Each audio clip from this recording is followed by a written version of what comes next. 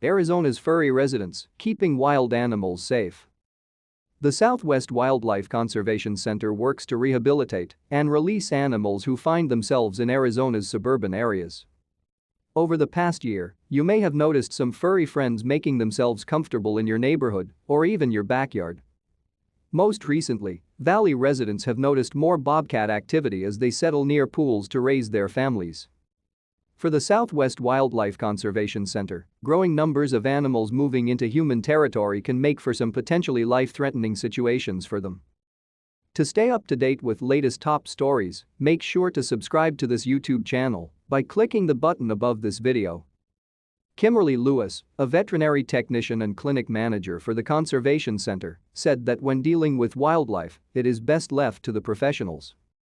The Conservation Center is an organization that primarily handles the rehabilitation and release of mammals such as bears, bobcats, and mountain lions in Arizona. Lewis said that their goal is always to release, but there are some circumstances that lead to long-term captivity. Animals that aren't releasable due to too much human interaction.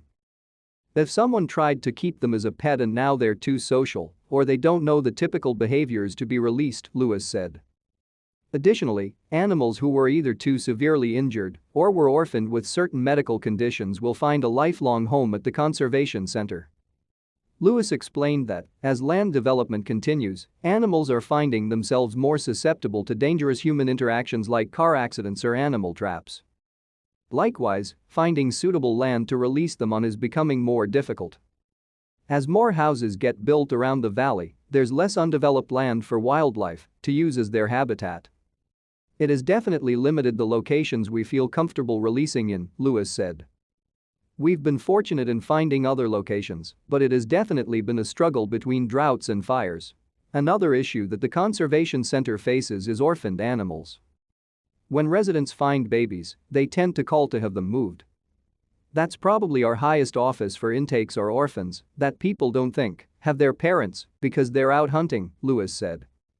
So they pull them from their parents or nesting area. When animals do become orphaned, the Conservation Center will care for the babies until they become self-sufficient enough to start socializing with the other animals. The goal is to prepare them for a successful life in the wild.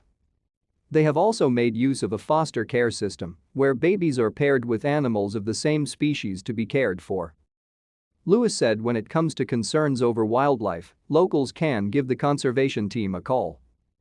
A team of professionals can counsel people on ways to handle unexpected visitors and send people out to remove them safely.